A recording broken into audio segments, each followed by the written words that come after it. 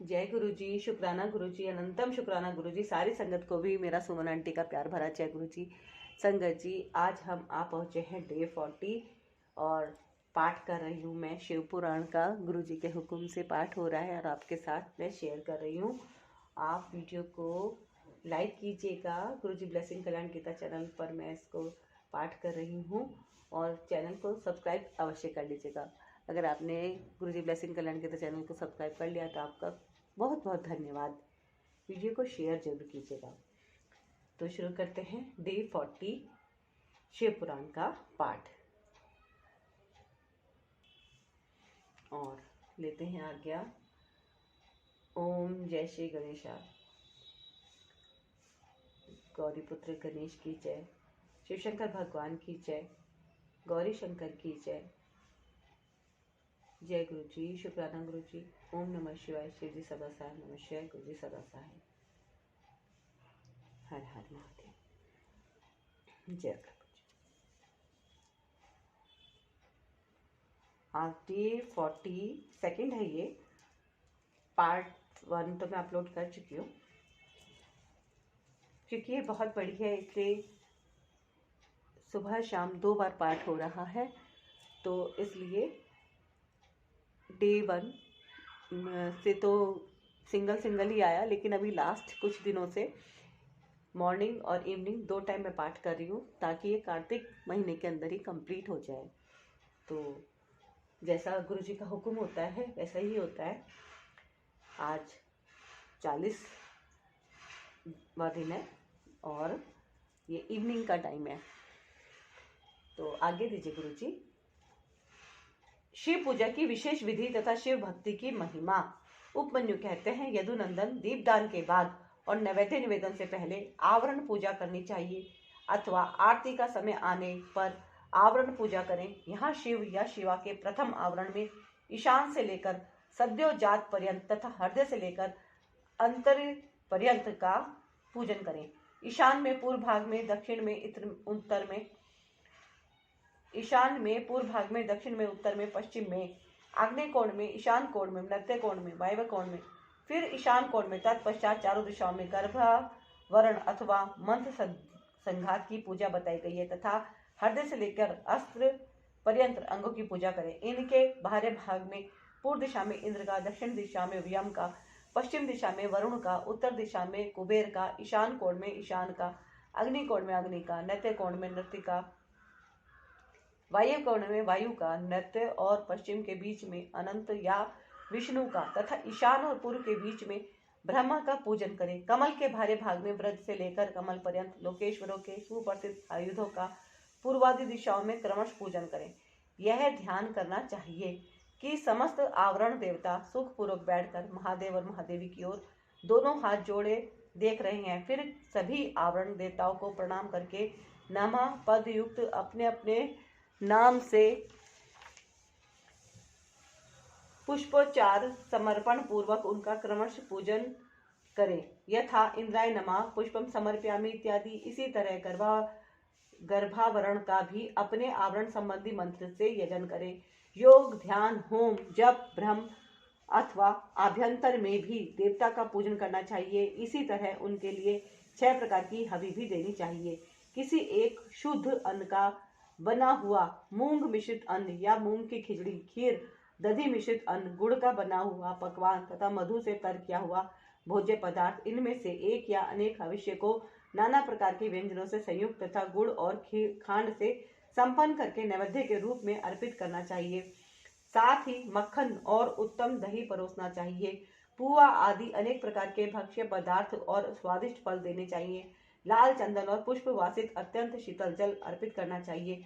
मुख शुद्धि के लिए मधुर इलायची के रस से युक्त सुपारी के टुकड़े, खैर आदि से युक्त सुनहरे रंग के पीले पान के पत्तों के बने हुए बीड़े, शिलाजीत का चूर्ण, सफेद चूना जो अधिक रूखा या दूषित ना हो, कपूर, कंकोल, नूतन एवं सुंदर जायफल आदि अर्पित करने चाहिए। आलेपन के लिए चंदन का मूल काष्ठ अथवा उसका चूरा, कस्तूरी, कुमकुम, मृग मदात्मक रस होने चाहिए। फूल वे ही चढ़ाने चाहिए जो सुगंधित, पवित्र और सुंदर हो। गंध रहित, उत्कट गंध वाले, दूषित, बासी तथा स्वयं ही टूटकर गिरे हुए फूल शिव के पूजन में नहीं देने चाहिए। कोमल वस्त्र ही चढ़ाने चाहिए। भूषणों में विशेषता वे ही अर्पित करने चाहिए जो सोने के बने हुए हों तथा विद्युन्मंडल के समान चमकीले हों। ये सब वस्तुएं कपूर, गूगल, अगरू और चंदन से भूषित तथा पुष्प समूहों से सुवासित होनी चाहिए। चंदन, अगरू, कपूर, सुगंध, काष्ठ तथा गूगल के चूर्ण, घी और मधु से बना हुआ धूप उत्तम माना गया है। कपिला गाय के अत्यंत सुगंधित घी से प्रतिदिन जलाए गए कर्पूर युक्त दीप श्रेष्ठ माने गए हैं। पंचगव्य मीठा और कपिला गाय का दूध, दही एवं घी ये सब भगवान शंकर के स्नान और पान के लिए अभिष्ट हैं। हाथी के दांत के बने हुए भद्रासन जो स्वर्ण एवं रत्नों से जटित हैं, शिव के लिए श्रेष्ठ बताए गए हैं। उन आसनों पर विचित्र बिछावन, कोमल गद्दे और तकिए होने चाहिए। इनके सिवा और भी बहुत सी छोटी बड़ी सुंदर एवं सुखद शैय्याएं होनी चाहिए। समुद्र गामनी नदी एवं नद से लाया तथा कपड़े से छान कर रखा हुआ शीतल जल भगवान शंकर के स्नान और पान के लिए श्रेष्ठ कहा गया है।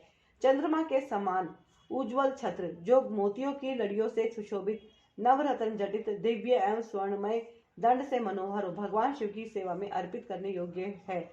स्वर्ण भूषित 2 श्वेत शवर जो रत्नमय दंडों से शोभायमान तथा 2 राजहंसों के समान आकार वाले हों, शिव की सेवा में देने योग्य हैं। सुंदर एवं स्निग्ध दर्पण जो दिव्य गंध से अनुलिप्त, सब ओर से रत्नों द्वारा आच्छादित तथा सुंदर हारों से विभूषित हो, भगवान शंकर को अर्पित करना चाहिए। उनके पूजन में हंस, कुंद एवं चंद्रमा के समान उज्ज्वल तथा गंभीर ध्वनि करने वाले शंख का उपयोग करना चाहिए, जिसके मुख और पृष्ठ आदि भागों में रत्न एवं स्वर्ण जड़े गए हों। शंख के सिवा नाना प्रकार की ध्वनि करने वाले सुंदर काहल वाद्य विशेष जो स्वर्ण निर्मित तथा मोतियों से अलंकृत हो बजाने चाहिए। इनके अतिरिक्त भेरी, मृदंग, मुरज, तिमिच और पठा आदि बाजे भी जो समुद्र की गर्जना के समान ध्वनि करने वाले हों, यत्न पूर्वक जुटाकर रखने चाहिए। पूजा के सभी पात्र और भांड भी स्वर्ण के ही बनवाए। परमात्मा महेश्वर शिव का मंदिर राजमहल के समान बनवाना चाहिए, जो शिल्प शास्त्र में बताए हुए लक्षणों से युक्त हो। वह ऊंची 4 दीवारी से घिरा हो, उसका गोपुर इतना ऊंचा हो कि पर्वताकार दिखाई दे, वह अनेक प्रकार के रत्नों से आच्छादित हो, उसके दरवाजे के फाटक सोने के बने हुए हों, उस मंदिर के मंडप में तपाए हुए सोने तथा रत्नों के सैकड़ों खंभे लगे हों, चंदोवे में मोतियों की लड़ियां लगी हुई हों, दरवाजे के फाटक पे मूंगे जड़े गए हों, मंदिर का शिखर सोने के बने हुए दिव्य कलशाकार मुकुटों से अलंकृत एवं अस्त्र राज त्रिशूल से चिन्हित हो। न्याय और पार्जित द्रव्यों से भक्ति पूर्वक माता जी की पूजा करनी चाहिए। यदि कोई अन्यायोपार्जित द्रव्य से भी भक्ति पूर्वक शिव जी की पूजा करता है तो उसे भी कोई पाप नहीं लगता, क्योंकि भगवान भाव के वशीभूत है। न्यायोपार्जित धन से भी यदि कोई बिना भक्ति के पूजन करता है तो उसे उसका फल नहीं मिलता, क्योंकि पूजा की सफलता में भक्ति ही कारण है। भक्ति से अपने वैभव के अनुसार भगवान शिव के उद्देश्य से जो कुछ किया जाए, वह थोड़ा हो या बहुत, करने वाला धनी हो या दरिद्र, दोनों का समान फल है। जिसके पास बहुत थोड़ा धन है वह मानव भी भक्ति भाव से प्रेरित होकर भगवान शिव का पूजन कर सकता है, किंतु महान वैभवशाली भी यदि भक्तिहीन है तो उसे शिव का पूजन नहीं करना चाहिए। शिव के प्रति भक्तिहीन पुरुष यदि अपना सर्वस्व भी दे डाले तो उससे वह शिव आराधना के फल का भागी नहीं होता, क्योंकि आराधना में भक्ति ही कारण है। शिव के प्रति भक्ति को छोड़कर कोई अत्यंत उग्र तपस्याओं और संपूर्ण महायज्ञों से भी दिव्य शिव धाम में नहीं जा सकता। अतः श्री कृष्ण सर्वत्र परमेश्वर शिव के आराधन में भक्ति का ही महत्व है। यह घोर से भी घोरतर बात है, इसमें संदेह नहीं है। पाप के महासागर को पार करने के लिए भगवान शिव की भक्ति नौका के समान है, इसलिए जो भक्ति भाव से युक्त है उसे रजोगुण और तमोगुण से क्या हानि हो सकती है। श्री कृष्ण अत्यंत अधम, मूर्ख अथवा पतित मनुष्य भी यदि भगवान शिव की शरण में चला जाए तो वह समस्त देवताओं एवं असुरों के लिए भी पूजनीय हो जाता है। अतः सर्वथा प्रयत्न करके भक्ति भाव से ही शिव की पूजा करें, क्योंकि अभक्तों को कहीं भी फल नहीं मिलता। अध्याय 25 वायव्य संहिता संपूर्ण। बोलो शिव शंकर भगवान की जय, गौरी शंकर की जय, शिव परिवार की जय। हर हर महादेव। जय गुरु जी, शुक्राना गुरु जी। ओम नमः शिवाय। शिव जी सदा सहाय। नमः शिवाय। गुरु जी सदा सहाय। पंचाक्षर मंत्र के जप तथा भगवान शिव के भजन पूजन की महिमा, अग्नि कार्य के लिए कुंड और वेदी आदि के संस्कार, शिवाग्नि की स्थापना और उसके संस्कार, होम, पूर्णाहुति, भस्म के संग्रह एवं रक्षण की विधि तथा हवांत में किए जाने वाले कृत्य का वर्णन। उपमन्यु कहते हैं, यदुनंदन, कोई बड़ा भारी पाप करके भी भक्ति भाव से पंचाक्षर मंत्र द्वारा यदि देवेश्वर शिव का पूजन करे तो वह उस पाप से मुक्त हो जाता है। जो भक्ति भाव से पंचाक्षर मंत्र द्वारा एक ही बार शिव का पूजन कर लेता है वह भी शिव मंत्र के गौरववश शिव धाम को चला जाता है। जो मूढ़ दुर्लभ मानव जन्म पाकर भगवान शिव की अर्चना नहीं करता उसका वह जन्म निष्फल है, क्योंकि वह मोक्ष का साधक नहीं होता। जो दुर्लभ मानव जन्म पाकर पिनाक पाणी महादेव जी की आराधना करते हैं उन्हीं का जन्म सफल है और वे ही कृतार्थ एवं श्रेष्ठ मनुष्य हैं। जो भगवान शिव की भक्ति में तत्पर रहते हैं, जिनका चित्त भगवान शिव के सामने प्रणत होता है तथा जो सदाई भगवान शिव के चिंतन में लगे रहते हैं, वे कभी दुख के भागी नहीं होते। मनोहर भवन, हाव भाव, विलास से विभूषित तरुणी स्त्रियां और जिससे पूर्ण तृप्ति हो जाए इतना धन, ये सब भगवान शिव की आराधना के फल हैं। जो देवलोक में महान भोग और राज्य चाहते हैं वे सदा भगवान शिव के चरणार बिंदों का चिंतन करते हैं। सौभाग्य, कांतिमान रूप, बल, त्याग, दया भाव, शूरता और विश्व में विख्याति, ये सब बातें भगवान शिव की पूजा करने वाले लोगों को ही सुलभ होती हैं। इसलिए जो अपना कल्याण चाहता हो उसे सब कुछ छोड़कर केवल भगवान शिव में मन लगाकर उनकी आराधना करनी चाहिए। जीवन बड़ी तेजी से जा रहा है, जवानी शीघ्रता से बीती जा रही है और रोग तीव्र गति से निकट आ रहे हैं। इसलिए सबको पिनाक पाणी महादेव जी की पूजा करनी चाहिए। जब तक मृत्यु नहीं आती है, जब तक वृद्धावस्था का आक्रमण नहीं होता और जब तक इंद्रियों की शक्ति क्षीण नहीं हो जाती है, तब तक ही भगवान शंकर की आराधना कर लो। भगवान शिव की आराधना के समान दूसरा कोई धर्म तीनों लोकों में नहीं है। अब मैं अग्नि कार्य का वर्णन करूंगा। कुंड में स्थिंडल पर वेदी में लोहे के हवन पात्र में या नूतन सुंदर मिट्टी के पात्र में विधि पूर्वक अग्नि की स्थापना करके उसका संस्कार करें। तत्पश्चात वहां महादेव जी की आराधना करके होम कर्म आरंभ करें। कुंड 2 या 1 हाथ लंबा चौड़ा होना चाहिए। वेदी को गोल या चौकोर बनाना चाहिए। साथ ही मंडल भी बनवाना आवश्यक है। कुंड विस्तृत और गहरा होना चाहिए। उसके मध्य भाग में अष्टदल होना चाहिए। उसके मध्य भाग में अष्टदल कमल अंकित करें। वह 2 या 4 अंगुल ऊंचा हो। कुंड के भीतर 2 बित्ते की ऊंचाई पर नाभि की स्थिति बताई गई है। मध्यम अंगुली के मध्यम और उत्तम पर्वों के बराबर मध्य भाग या कटी भाग जाना चाहिए। साधु पुरुष 24 अंगुल के बराबर एक हाथ का परिमाण बताते हैं। कुंड की 3 या 2 या 1 मेखला होनी चाहिए। इन मेखलाओं का इस तरह निर्माण करें जिससे कुंड की शोभा बढ़े। सुंदर और चिकनी योनि बनाएं जिसकी आकृति पीपल के पत्ते की भांति अथवा हाथी के अधरोष्ट के समान हो। कुंड के दक्षिण या पश्चिम भाग में मेखला के बीचों बीच सुंदर योनि का निर्माण करना चाहिए जो मेखला से कुछ नीची हो। उसका अग्रभाग कुंड की ओर हो तथा वह मेखला को कुछ छोड़कर बनाई गई हो।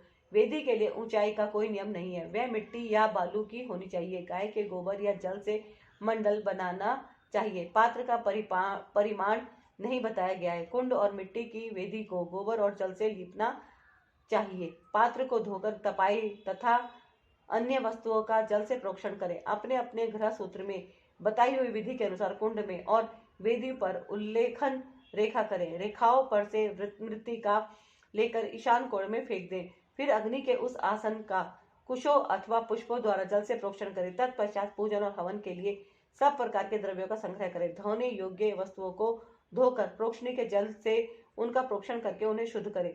इसके बाद सूर्यकांत मणि से प्रकट काष्ठ से उत्पन्न श्रोत्रिय की अग्निशाला में संचित अथवा दूसरी किसी उत्तम अग्नि को आधार सहित ले आए। उसे कुंड अथवा वेदी के ऊपर 3 बार प्रदक्षिण क्रम से घुमाकर अग्नि बीज रम का उच्चारण करके उस अग्नि को उक्त कुंड या वेदी के आसन पर स्थापित कर दें। कुंड में स्थापित करना हो तो योनि मार्ग में अग्नि का आधान करें और वेदी पर अपने सामने की ओर अग्नि की स्थापना करें। योनि प्रदेश के पास स्थित विद्वान पुरुष समस्त कुंड की अग्नि से संयुक्त करें। साथ ही यह भावना करें कि अपनी नाभि के भीतर जो अग्निदेव विराजमान हैं वे ही नाभि रंध्र से चिंगारी के रूप में निकलकर बाहरी अग्नि में मंडलाकार होकर लीन हुए हैं। अग्नि पर समिधा रखने से लेकर घी संस्कार पर्यंत सारा कार्य मंत्रज्ञ पुरुष अपने गृह सूत्र में बताए हुए क्रम से मूल मंत्र द्वारा संपन्न करे। तदंतर शिव मूर्ति की पूजा करके दक्षिण पार्श्व में मंत्र न्यास करे और घृत में धेनु मुद्रा का प्रदर्शन करे। श्रुक और श्रुवा ये दोनों धातु के बने हुए हों तो ग्रहण करने योग्य है, परंतु कांसी, लोहे और शीशे के बने हुए श्रुक श्रुवा को नहीं ग्रहण करना चाहिए। अथवा यज्ञ संबंधी काष्ठ के बने हुए श्रुक श्रुवा घार्य हैं। स्मृति या शिव शास्त्र में जो विहित हो वे भी घार्य हैं। अथवा ब्रह्म वृक्ष, पलाश या गूलर आदि के छिद्र रहित पिछले 2 2 पत्ते लेकर उन्हें कुश से पोंछे और अग्नि में तपाकर फिर उनका प्रोक्षण करें। उन्हीं पत्तों को श्रुक और श्रुवा का रूप दें, उनमें घी उठाएं और अपने ग्रह सूत्र में बताए हुए क्रम से शिव बीज ओम सहित 8 बीजाक्षरों द्वारा अग्नि में आहुति दें। इससे अग्नि का संस्कार संपन्न होता है। वे बीज इस प्रकार हैं: भ्रूम, स्तुम, ब्रूम, श्रूम, पुम, ड्रुम, द्रुम। ये 7 हैं। इनमें शिव बीज ओम को सम्मिलित कर लेने पर 8 बीजाक्षर होते हैं। उपयुक्त 7 बीज क्रमश अग्नि की 7 जिहाओं के हैं। उनकी मध्यमा जिहा का नाम भ्रूरूपा है। उसकी 3 शिखाएं हैं। उनमें से एक शिखा दक्षिण में और दूसरी वाम दिशा उत्तर में प्रज्वलित होती है और बीच वाली शिखा बीच में ही प्रकाशित होती है। ईशान कोण में जो जिहा है उसका नाम हिरण्य है। पूर्व दिशा में विद्यमान जिहा कन का नाम से प्रसिद्ध है। अग्नि कोण में रक्ता, नैत्य कोण में कृष्णा और वायु कोण में सुप्रभा नाम की जिहा प्रकाशित होती है। इनके अतिरिक्त पश्चिम में जो जिहा प्रचलित होती है उसका नाम मरुत है। इन सब की प्रभा अपने अपने नाम के अनुरूप है। अपने अपने बीच के अनंतर क्रमश इनका नाम लेना चाहिए और नाम के अंत में स्वाहा का प्रयोग करना चाहिए। इस तरह जो जिहा मंत्र बनते हैं उनके द्वारा क्रमश प्रत्येक जिहा के लिए एक एक घी की आहुति दें, परंतु मध्यमा की 3 जिहाओं के लिए 3 आहुतियां दें। कुंड के मध्य भाग में र वहन वे स्वाहा बोलकर 3 आहुतियां दें। यह आहुतियां घी अथवा समाधि से देनी चाहिए। आहुति देने के पश्चात अग्नि में जल का सेवन करें। सेवा ऐसा करने पर वह अग्नि भगवान शिव की हो जाती है। फिर उसमें शिव के आसन का चिंतन करें और वहां अर्धनारीश्वर भगवान शिव का आह्वान करके पूजन करें। पाद्य, अर्घ्य आदि से लेकर दीपदान पर्यंत पूजन करके अग्नि का जल से प्रोक्षण करें। तत्पश्चात समिधाओं की आहुति दें। वे समिधाएं पलास की या गुलर आदि दूसरे यज्ञ वृक्ष की होनी चाहिए। उनकी लंबाई 12 अंगुल की हो। समिधाएं टेढ़ी ना हो, स्वतः सूखी हुई भी ना हो, उनके छिलके ना उतरे हों तथा उन पर किसी प्रकार की चोट ना हो। सब समिधाएं एक सी होनी चाहिए। 10 अंगुल लंबी समिधाएं भी हवन के लिए विहित हैं। उनकी मोटाई कनिष्ठिका का उंगली के समान होनी चाहिए अथवा प्रादेश मात्र अंगूठे से लेकर तर्जनी पर्यंत लंबी समिधाएं उपयोग में लानी चाहिए। यदि उपयुक्त समिधाएं ना मिले तो जो मिल सके उन सब का ही हवन करना चाहिए। समिधा हवन के बाद घी की आहुति दें। घी की धारा दुर्वा दल के समान पतली और 4 अंगुल लंबी हो। इसके बाद अन्न की आहुति देनी चाहिए जिसका प्रत्येक ग्रास 16-16 माशे के बराबर हो। लावा, सरसों, जौ और तिल इन सब में घी डालकर यथासंभव भक्ष्य, लोहा, लेहा और चौष्य का भी मिश्रण करें तथा इन सब की यथाशक्ति 10, 5 या 3 आहुतियां दें अथवा एक ही आहुति दें। श्रुआ से, समिधा से, श्रुक से अथवा हाथ से आहुति देनी चाहिए। उसमें भी दिव्य तीर्थ से अथवा ऋषि तीर्थ से आहुति देने का विधान है। यदि उपयुक्त सभी द्रव्य न मिले तो किसी एक ही द्रव्य से श्रद्धापूर्वक आहुति देनी चाहिए। प्रायश्चित के लिए मंत्र से अभिमंत्रित करके 3 आहुतियां दें।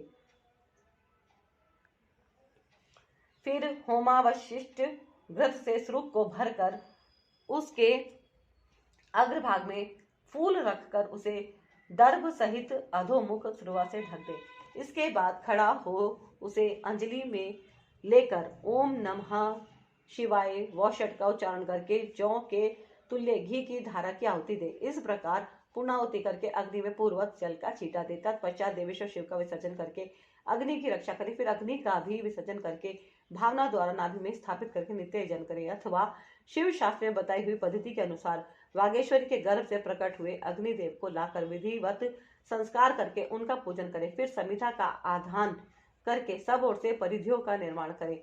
इसके बाद वहां 2-2 पात्र रखकर शिव का यजन करके प्रोक्षणी पात्र का शोधन करे। उस पात्र के जल से पूर्वोक्त वस्तुओं का प्रोक्षण करके जल से भरे हुए प्रणीता पात्र को ईशान कोण में रखें। घी के संस्कार तक का सारा कार्य करके श्रुक और श्रुआ का संशोधन करें। तदंतर पिता शिव द्वारा माता वागेश्वरी का गर्भाधान, पुष्पवन और सीमांतोन्नयन संस्कार करके प्रत्येक संस्कार के निमित्त पृथक पृथक आहुति दें और गर्भ से अग्नि के उत्पन्न होने की भावना करें।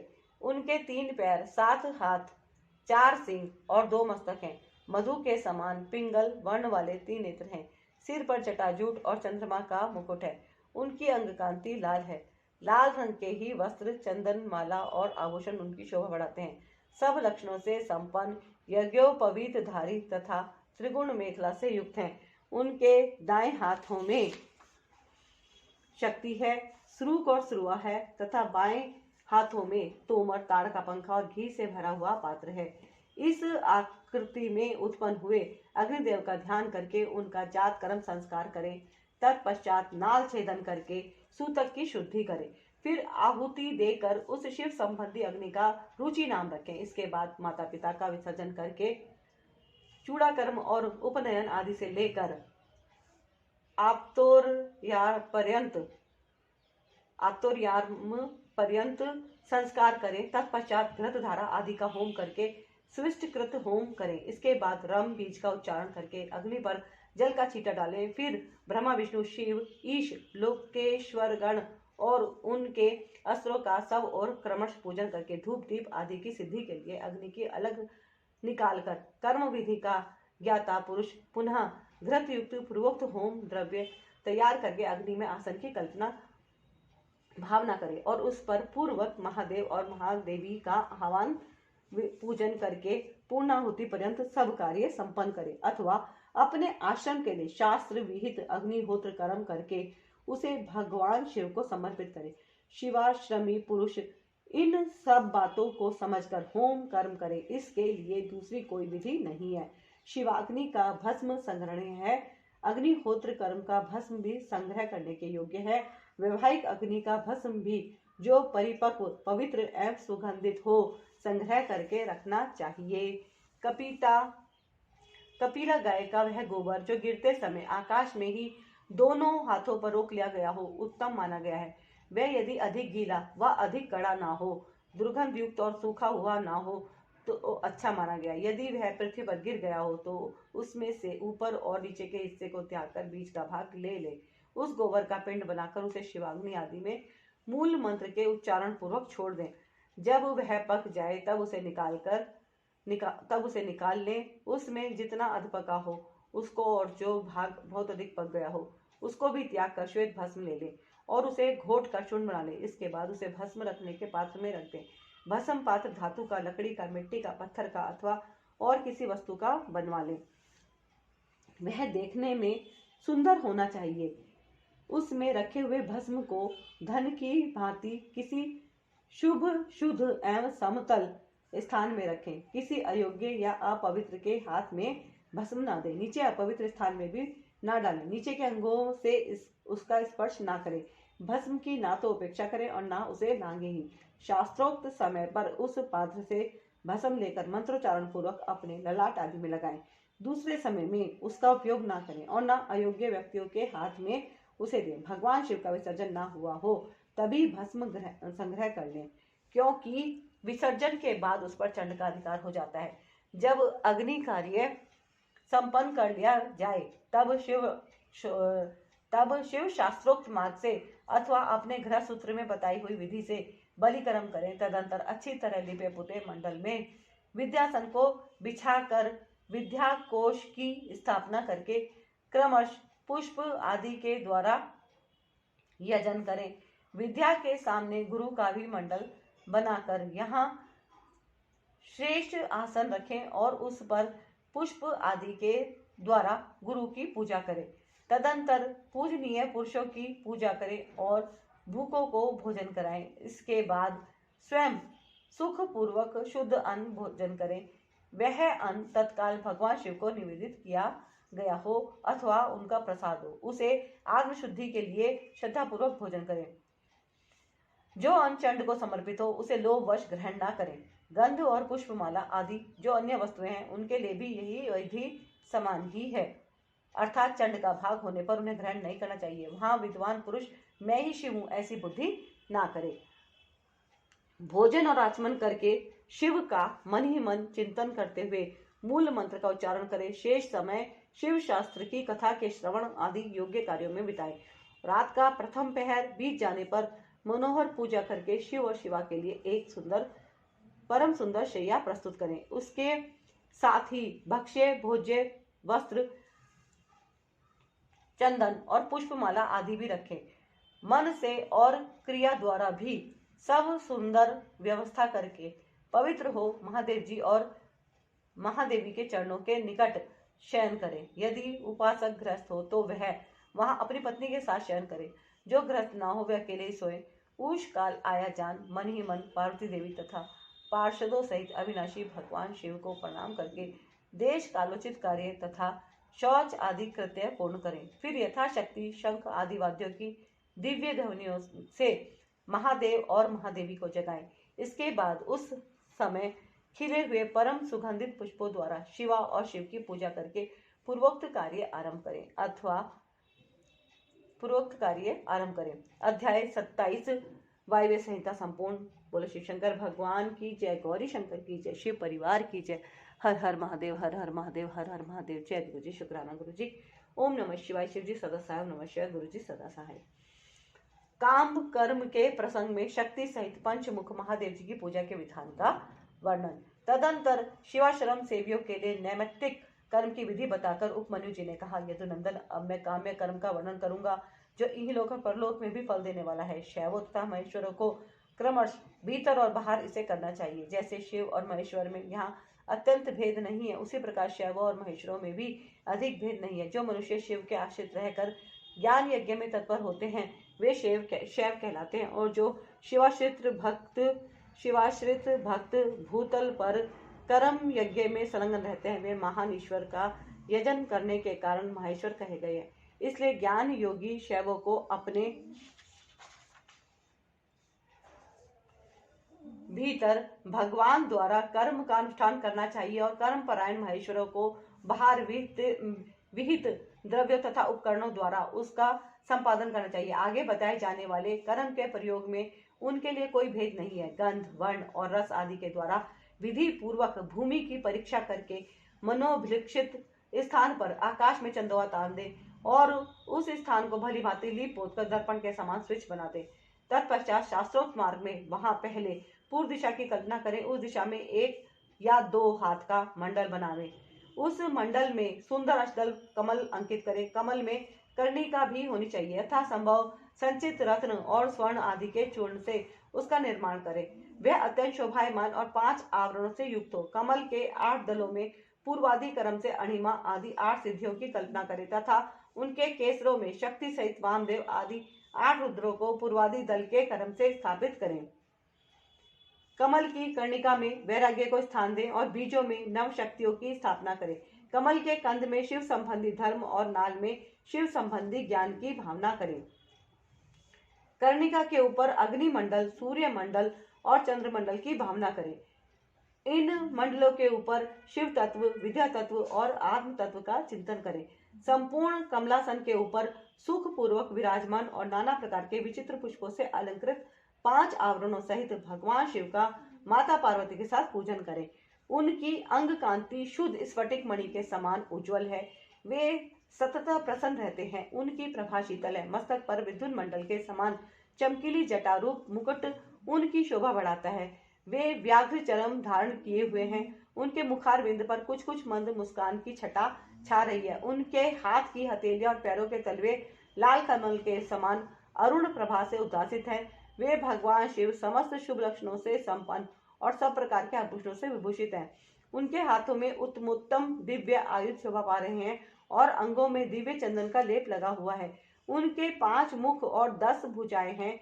अर्धचंद्र उनकी शिखा के मणि हैं।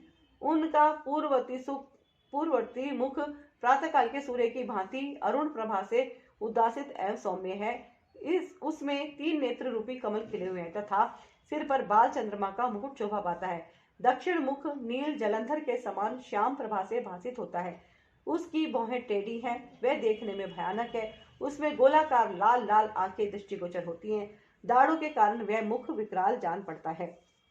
उसका पराभव करना किसी के लिए भी कठिन है। उसके अधर पल्लव फड़फड़ाते रहते हैं। उत्तरवर्ती मुख मूंगे की भांति लाल है।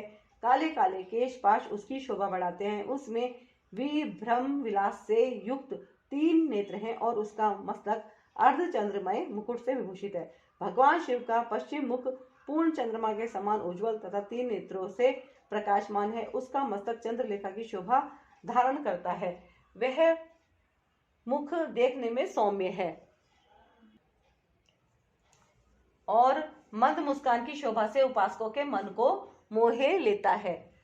जिन उनका पांचवा मुख स्फटिक मणि के समान निर्मल, चंद्रलेखा से समुंजल, अत्यंत सौम्य तथा 3 प्रफुल्ल नेत्र कमलों से प्रकाशमान है। भगवान शिव अपने दाहिने हाथ में शूल, परशु, व्रज, खड्ग और अग्नि धारण करके उन सब की प्रभा से प्रकाशित होते हैं तथा बाएं हाथों में नाग, बाण, घंटा, पाश तथा अंकुश उनकी शोभा बढ़ाते हैं। पैरों से लेकर घुटनों तक का भाग नृत्य कला से संबद्ध है। उससे ऊपर नाभि तक का भाग प्रतिष्ठा कला से, कंठ तक का भाग विद्या कला से, ललाट तक का भाग शांति कला से और उसके ऊपर का भाग शांत्यतीता कला से संयुक्त है। इस प्रकार वे पंचधव व्यापी तथा साक्षात पंचकलामय शरीरधारी हैं। ईशान मंत्र उनका मुकुट है। तत्पुरुष मंत्र उन पुरातन देव का मुख है। अघोर मंत्र हृदय है। वामदेव मंत्र उन महेश्वर का गुहभाग है और सद्योजात मंत्र उनका युगल चरण है। उनकी मूर्ति 38 कलामयी है। परमेश्वर शिव का विग्रह मात्र का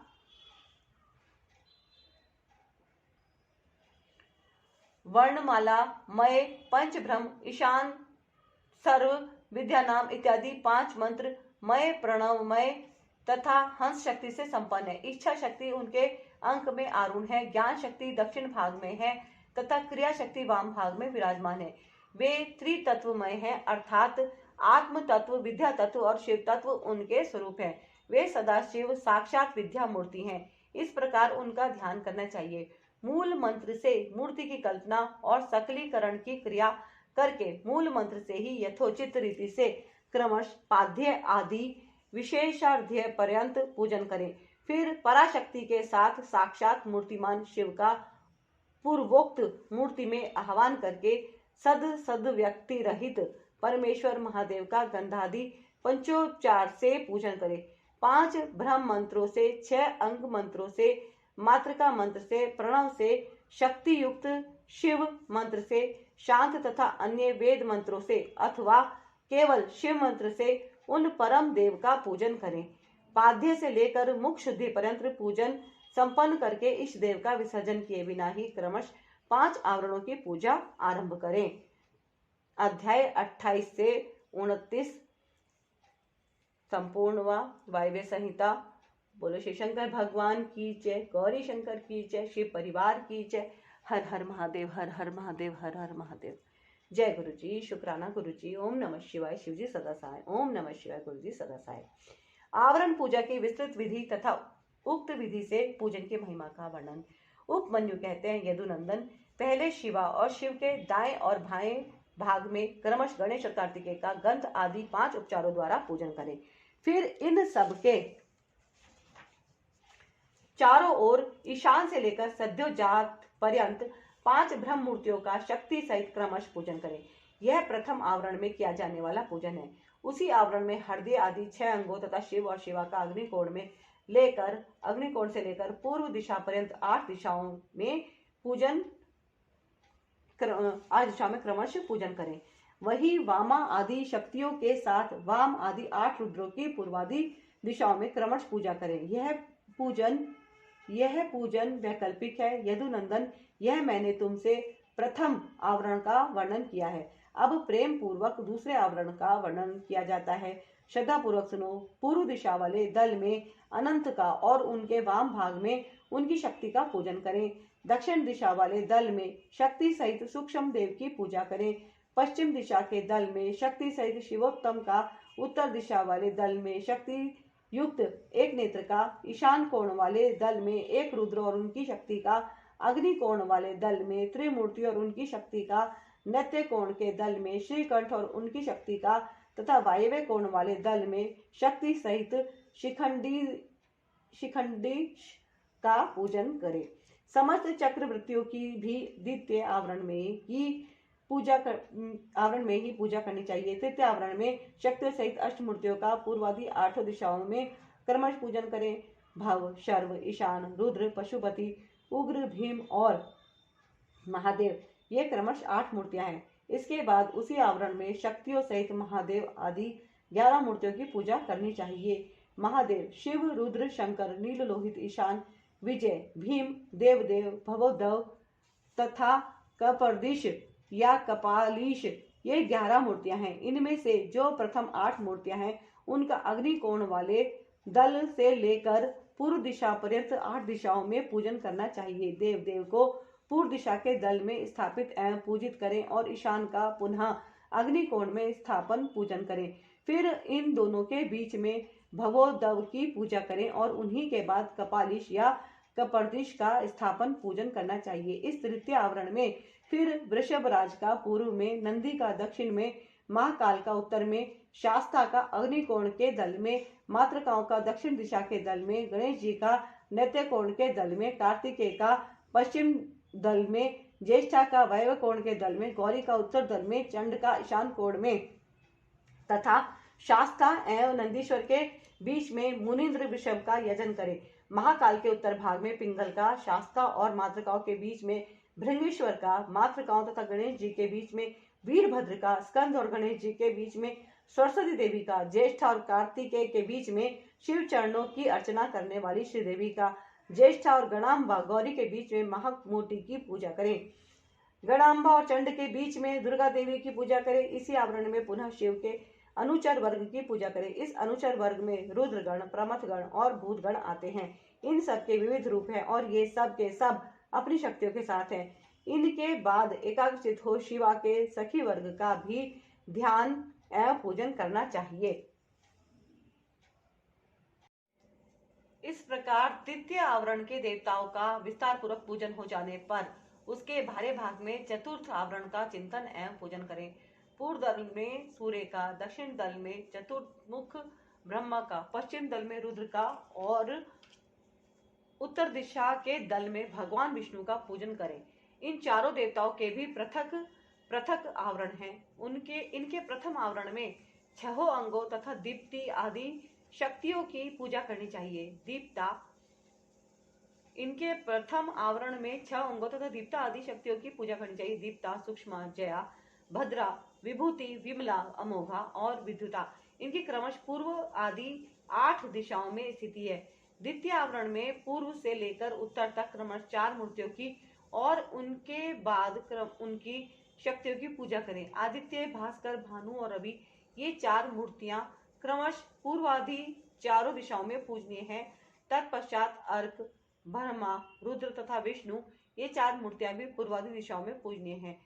पूर्व दिशा में विस्तरा, दक्षिण दिशा में सूत्रा, पश्चिम दिशा में बोधनी और उत्तर दिशा में आप्यायिनी की पूजा करें। ईशान कोण में उषा की, अग्नि कोण में प्रभा की, नैत्य कोण में प्राज्ञा की और वायव्य कोण में संध्या की पूजा करें।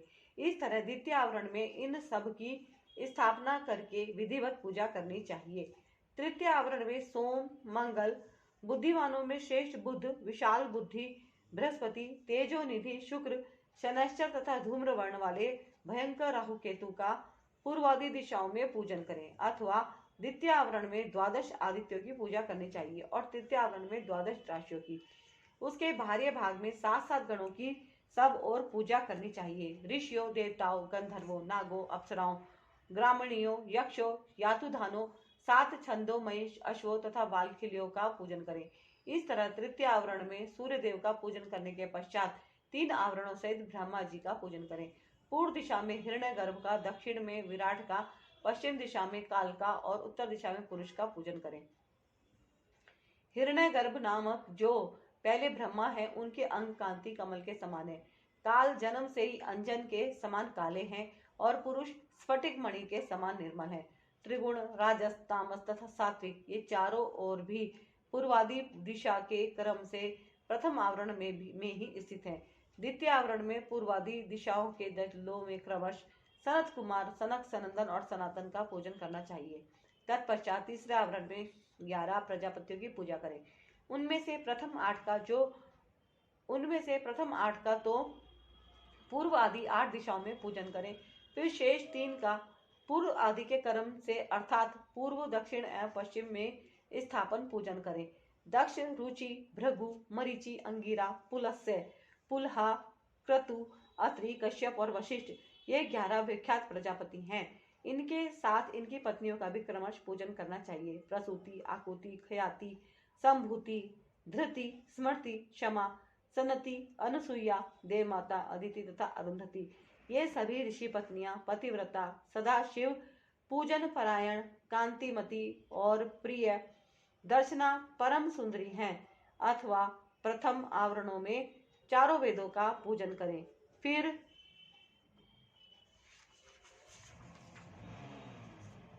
द्वितीय आवरण में इतिहास पुराणों की अर्चना करें तथा तृतीय आवरण में धर्म शास्त्र सहित संपूर्ण वैदिक विधाओं का सब और पूजन करना चाहिए। 4 वेदों को पूर्वादि 4 दिशाओं में पूजना चाहिए। अन्य ग्रंथों को अपनी रुचि के अनुसार 8 या 4 भागों में बांटकर सब और उनकी पूजा करनी चाहिए। इस प्रकार दक्षिण में 3 आवरणों से युक्त ब्रह्मा जी की पूजा करके पश्चिम में आवरण सहित रुद्र का पूजन करें। ईशान आदि 5 ब्रह्म और हृदय आदि 6 अंगों को रुद्रदेव का प्रथम आवरण कहा गया है।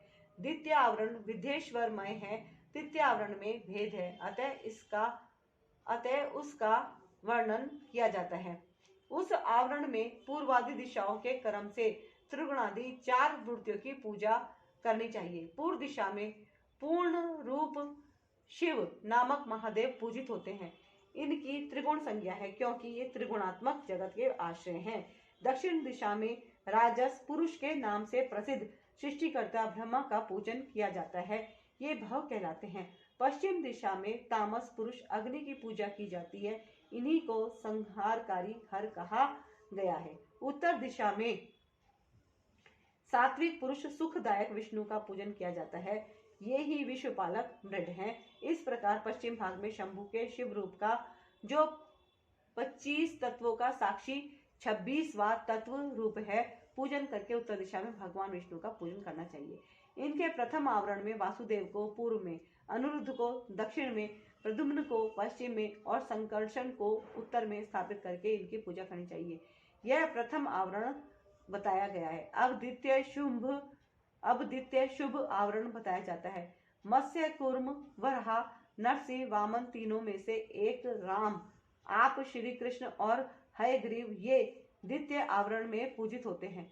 तृतीय आवरण में पूर्व भाग में चक्र की पूजा करें, दक्षिण भाग में कहीं भी प्रतिहत न होने वाले नारायणास्त्र का यजन करें, पश्चिम में पांचजन्य का और उत्तर में शांग धनुष की पूजा करें। इस प्रकार 3 आवरणों से युक्त साक्षात विश्व नामक परम हरि महाविष्णु की जो सदा सर्वत्र व्यापक है मूर्ति में भावना करके पूजा करें। इस तरह विष्णु के चतुर्व्यूह क्रम से 4 मूर्तियों का पूजन करके क्रमश उनकी 4 शक्तियों का पूजन करें।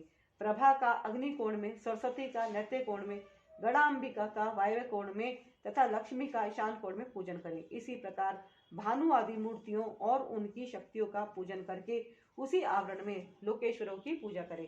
उनके नाम इस प्रकार हैं: इंद्र, अग्नि, यम, नैत्ति, वरुण, वायु, सोम, कुबेर तथा ईशान। इस प्रकार चौथे आवरण की विधि पूर्वक पूजा संपन्न करके बाहरी भाग में महेश्वर के आयुधों की अर्चना करें।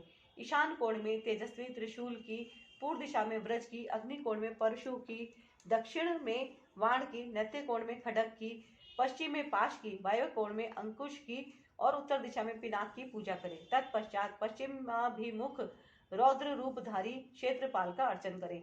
इस तरह पंचम आवरण की पूजा का संपादन करके समस्त आवरण देवताओं के बाहरी भाग में अथवा 5वें आवरण में ही मातृकाओं सहित महावृषभ नंदीकेश्वर का पूर्व दिशा में पूजन करें। तदंतर समस्त देव योनियों की चारों ओर अर्चना करें। इसके सिवा जो आकाश में विचरने वाले ऋषि, सिद्ध, दैत्य, यक्ष, राक्षस, अनंत आदि नागराज, उन नागेश्वरों के कुल में उत्पन्न हुए अन्य नाग, डाकनी, भूत, बैताल, प्रेत और भैरवों के नायक, नाना योनियों में उत्पन्न हुए अन्य पातालवासी जीव, नदी, समुद्र, पर्वत, वन, सरोवर, पशु, पक्षी, वृक्ष, कीट आदि शूद्र योनि के जीव, मनुष्य, नाना प्रकार के आकार वाले मृग, शूद्र जंतु, ब्रह्मांड के भीतर के लोग, कोटि कोटि ब्रह्मांड के बाहर के असंख्य भुवन और उनके अधीश्वर तथा 10 दिशाओं में स्थित ब्रह्मांड के आधारभूत रुद्र हैं और गुण जनित, माया जनित, शक्ति जनित तथा उससे भी परे जो कुछ भी शब्दवाच्य जड़ चेतनात्मक प्रपंच है, उन सबको शिवा और शिव के पार्श्व भाग में स्थित जानकर उनका सामान्य रूप से यजन करें। वे सब लोग हाथ जोड़कर मंद मुस्कान युक्त मुख से सुशोभित होते हुए प्रेम पूर्वक महादेव और महादेवी का दर्शन कर रहे हैं, ऐसा चिंतन करना चाहिए। इस तरह आवरण पूजा संपन्न करके विक्षेप की शांति के लिए पुनः देवेश्वर शिव की अर्चना करने के पश्चात पंचाक्षर मंत्र का जप करें। तदंतर शिव और पार्वती के सम्मुख उत्तम व्यंजनों से युक्त तथा अमृत के समान मधुर, शुद्ध एवं मनोहर महाचरु का निवेदन करें। यह महाचरु 32 आड़क लगभग 3 मन 8 सेर का हो तो उत्तम है और कम से कम 1 आड़क 4 सेर का हो तो निम्न श्रेणी का माना गया है। अपने वैभव के अनुसार जितना हो सके महाचरु तैयार करके उसे श्रद्धा पूर्वक निवेदित करें।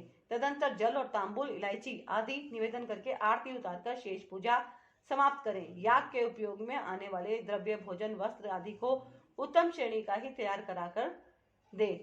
भक्तिमान पुरुष वैभव होते हुए धन व्यय करने में कंजूसी ना करे। जो शठ या कंजूस है और पूजा के प्रति उपेक्षा की भावना रखता है, वह यदि कृपणतावश कर्म को किसी अंग से हीन कर दे तो उसके वे काम्य कर्म सफल नहीं होते, ऐसा सत्पुरुषों का कथन है। इसलिए मनुष्य यदि फल सिद्धि का इच्छुक हो तो उपेक्षा भाव को त्याग कर संपूर्ण अंगों के योग से काम्य कर्मों का संपादन करे। इस तरह पूजा समाप्त करके महादेव और महादेवी को प्रणाम करे। फिर भक्ति भाव से मन को एकाग्र करके स्तुति पाठ करे। स्तुति के पश्चात साधक उत्सुकता पूर्वक कम से कम 108 बार और संभव हो तो 1000 से अधिक बार पंचाक्षरी विद्या का जाप करे। तत्पश्चात क्रमश विद्या और गुरु की पूजा करके अपने अभ्युदय और श्रद्धा के अनुसार यज्ञ मंडप के सदस्यों का भी पूजन करे। फिर आवरणों सहित देवेश्वर शिव का विसर्जन करके यज्ञ के उपकरणों सहित वे सारा मंडल गुरु को अथवा शिव चरणाश्रित भक्तों को दे दे, अथवा उसे शिव के ही उद्देश्य से शिव के क्षेत्र में समर्पित कर दे, अथवा समस्त आवरण देवताओं का यथोचित रीति से पूजन करके 7 प्रकार के होम द्रव्य द्वारा शिवाग्नि में इष्ट देवता का यजन करे। यह 3 लोकों में विख्यात योगेश्वर नामक योग है। इससे बढ़कर कोई योग त्रिभुवन में कहीं नहीं है। संसार में कोई ऐसी वस्तु नहीं है जो इससे साध्य ना हो। इस लोक में मिलने वाला कोई फल हो या परलोक में, इसके द्वारा सब सुलभ है। यह इसका फल नहीं है, ऐसा कोई नियंत्रण नहीं किया जा सकता, क्योंकि संपूर्ण श्रेयोरूप साध्य का यह शेष साधन है।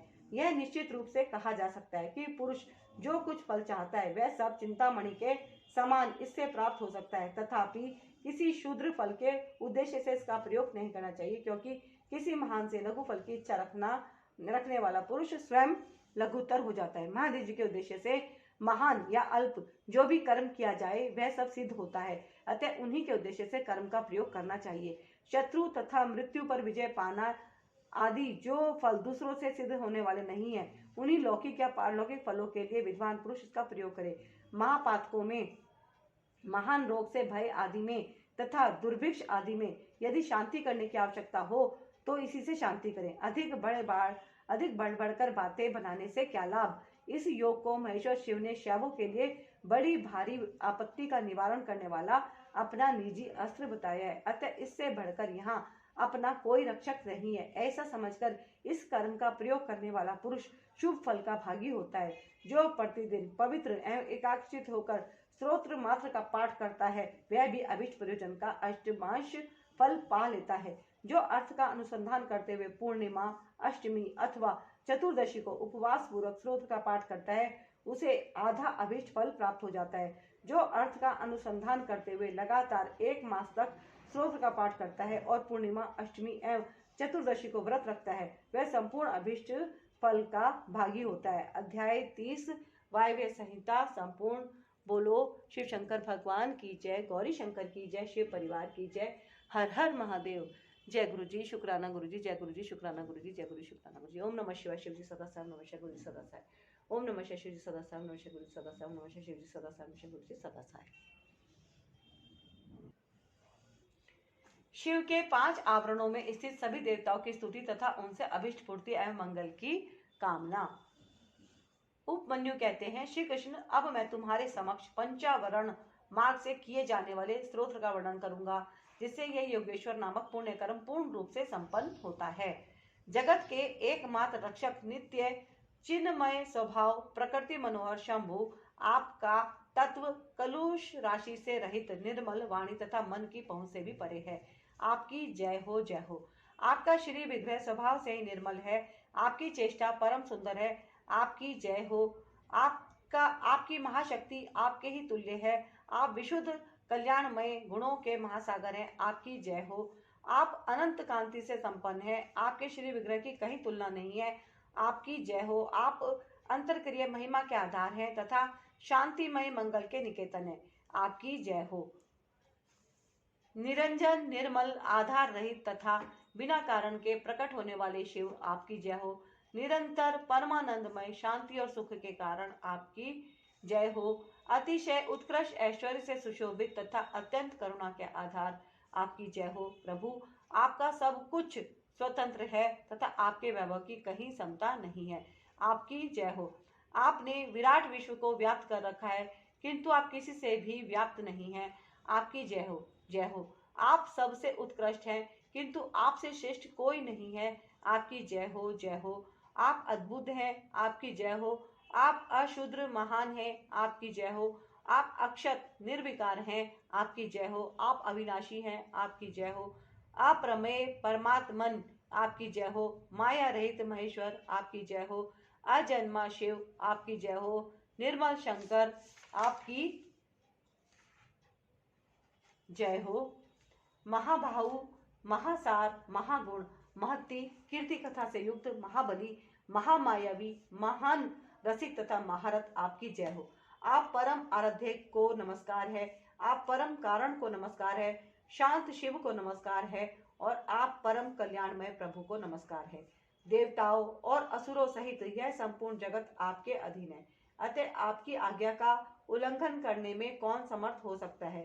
हे सनातन देव, यह सेवक एकमात्र आपके ही आश्रित है, अतः आप इस पर अनुग्रह करके इसे इसकी प्रथित वस्तु प्रदान करें। अंबिके जगन्मात, आपकी जय हो। सर्व जगन्मयी, आपकी जय हो। असीम ऐश्वर्यशालिनी, आपकी जय हो। आपके श्री विग्रह की कहीं उपमा नहीं है। आपकी जय हो। मन वाणी से अतीत शिवे, आपकी जय हो। अज्ञान अंधकार का भंजन करने वाली देवी, आपकी जय हो। जन्म और जरा से रहित उमे, आपकी जय हो। काल से भी अतिशय उत्कृष्ट शक्ति वाली दुर्गे, आपकी जय हो। अनेक प्रकार के विधानों में स्थित परमेश्वरी, आपकी जय हो। विश्वनाथ प्रिय, आपकी जय हो। समस्त लोगों समस्त देवताओं की आराधनीय देवी, आपकी जय हो। संपूर्ण विश्व का विस्तार करने वाली जगदम्बिके, आपकी जय हो। मंगलमय दिव्य अंगों वाली देवी, आपकी जय हो। मंगल को प्रकाशित करने वाली, आपकी जय हो।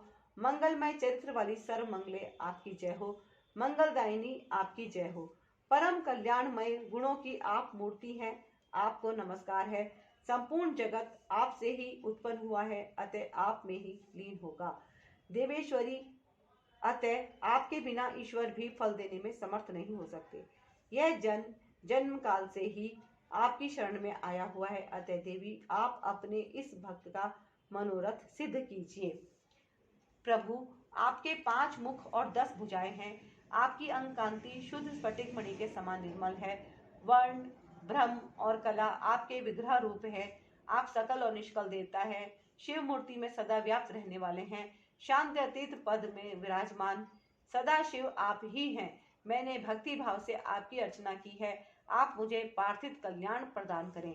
सदा शिव के अंक में अरुण इच्छा शक्ति स्वरूपा सर्वलोक जननी शिवा मुझे मनोवांछित वस्तु प्रदान करे। शिव और पार्वती के प्रिय पुत्र, शिव के समान प्रभावशाली सर्वज्ञ तथा शिव ज्ञानामृत का पान करके तृप्त रहने वाले देवता गणेश और कार्तिकेय परस्पर स्नेह रखते हैं। शिवा और शिव दोनों से सत्कृत है तथा ब्रह्मा आदि देवता भी इन दोनों देवों का सर्वथा सत्कार करते हैं। ये दोनों भाई निरंतर संपूर्ण लोगों की रक्षा करने के लिए उद्यत रहते हैं और अपने विभिन्न अंशों द्वारा अनेक बार स्वेच्छापूर्वक अवतार धारण करते हैं। वे ही ये दोनों बंधु शिव और शिवा के पार्श्व भाग में मेरे द्वारा इस प्रकार पूजित हो उन दोनों की आज्ञा ले प्रतिदिन मुझे पार्थिव वस्तु प्रदान करें। जो शुद्ध स्फटिक मणि के समान निर्मल ईशान नाम से प्रसिद्ध और सदा कल्याण स्वरूप है। परमात्मा शिव की मूर्धाभिमानिनी मूर्ति है। शिवार्चन में रत शांत शांत्यतीत कला में प्रतिष्ठित आकाश मंडल में स्थित शिव पंचाक्षर का अंतिम बीज स्वरूप 5 कलाओं से युक्त और प्रथम आवरण में सबसे पहले शक्ति के साथ पूजित है, वह पवित्र पर ब्रह्म मुझे मेरी अभीष्ट वस्तु प्रदान करे। जो प्रातः काल के सूर्य की भांति अरुण प्रभा से युक्त पुरातन तत्पुरुष नाम से विख्यात परमेष्ठी शिव के पूर्ववर्ती मुख का अभिमानी शांति कला स्वरूप या शांति कला में प्रतिष्ठित वायुमंडल में स्थित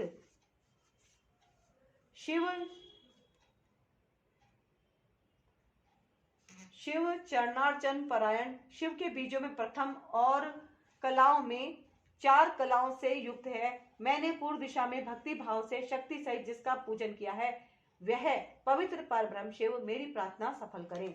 जो अंजन आदि के समान श्याम घोर शरीर वाला एवं अघोर नाम से प्रसिद्ध है, महादेव जी के दक्षिण मुख का अभिमानी तथा देवादिदेव शिव के चरणों का पूजक है, विद्या कला पर आरुण और अग्निमंडल के मध्य विराजमान है, शिव बीजों में द्वितीय तथा कलाओं में अष्टकला युक्त एवं भगवान शिव के दक्षिण भाग में शक्ति के साथ पूजित है, वह पवित्र परब्रह्म मुझे मेरी अभीष्ट वस्तु प्रदान करे। जो कुमकुम चूर्ण अथवा केसर युक्त चंदन के समान रक्त पीत वर्ण वाला सुंदर वेशधारी और वामदेव नाम से प्रसिद्ध है, भगवान शिव के उत्तरवर्ती मुख का अभिमानी है, प्रतिष्ठा कला में प्रतिष्ठित है, जल के मंडल में विराजमान तथा महादेव जी के अर्चना में तत्पर है, शिव बीजों में चतुर्थ तथा 13 कलाओं से युक्त है और महादेव जी के उत्तर भाग में शक्ति के साथ पूजित हुआ है, वह पवित्र परब्रह्म मेरी प्रार्थना पूर्ण करे। जो शंख कुंद और चंद्रमा के समान धवल सौम्य तथा सद्योजात नाम से विख्यात है, भगवान शिव के पश्चिम मुख का अभिमानी एवं शिव चरणों की अर्चना में रत है, निवृत्ति कला में प्रतिष्ठित तथा पृथ्वी मंडल में स्थित है, शिव बीजों में तृतीय 8 कलाओं से युक्त और महादेव जी के पश्चिम भाग में शक्ति के साथ पूजित हुआ है, वह पवित्र परब्रह्म मुझे मेरी पार्थिव वस्तु दे। शिव और शिवा की हृदय रूपी मूर्तियां शिव भाव से भावित हो, उन्हीं दोनों की आज्ञा शिरधार्य करके मेरा मनोरथ पूर्ण करे।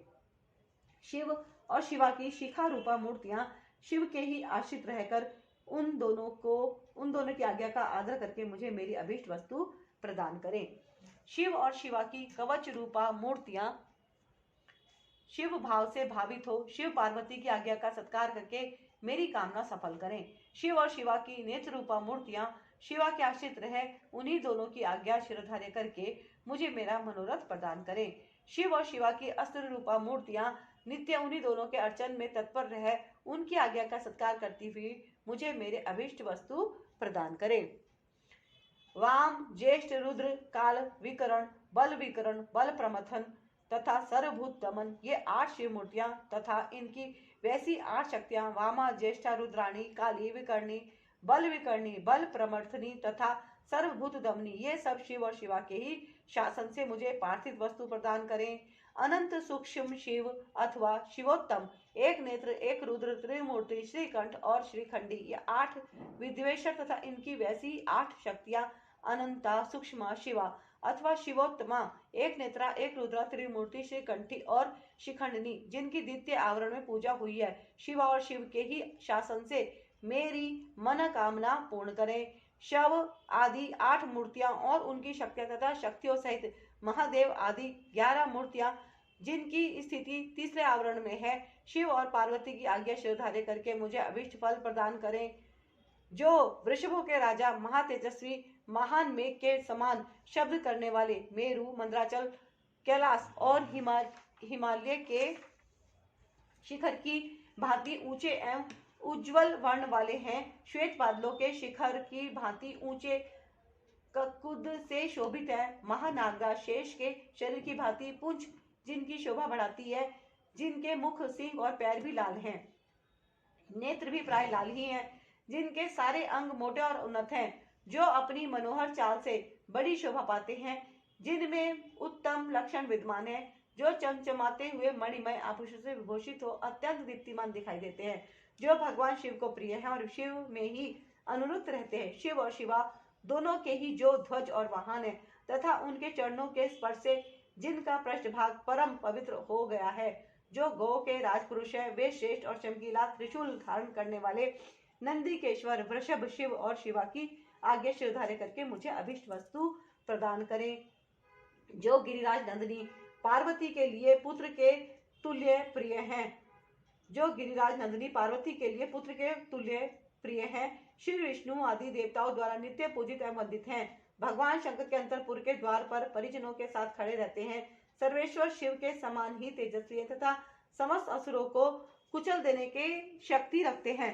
शिव धर्म का पालन करने वाले संपूर्ण शिव भक्तों के अध्यक्ष पद पर जिनका अभिषेक हुआ है, जो भगवान शिव के प्रिय शिव में ही अनुरक्त तथा तेजस्वी त्रिशूल नामक श्रेष्ठ आयु धारण करने वाले हैं।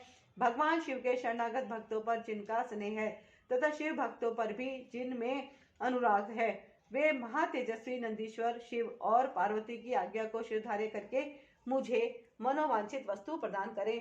दूसरे महादेव के समान महातेजस्वी महाबाहु महाकाल महादेव के शरणागत भक्तों की नित्य ही रक्षा करें। वे भगवान शिव के प्रिय हैं। भगवान शिव में उनकी आसक्ति है तथा वे सदा ही शिव तथा पार्वती के पूजक हैं। इसलिए शिवा और शिव की आज्ञा का आदर करके मुझे मनोवांछित वस्तु प्रदान करें।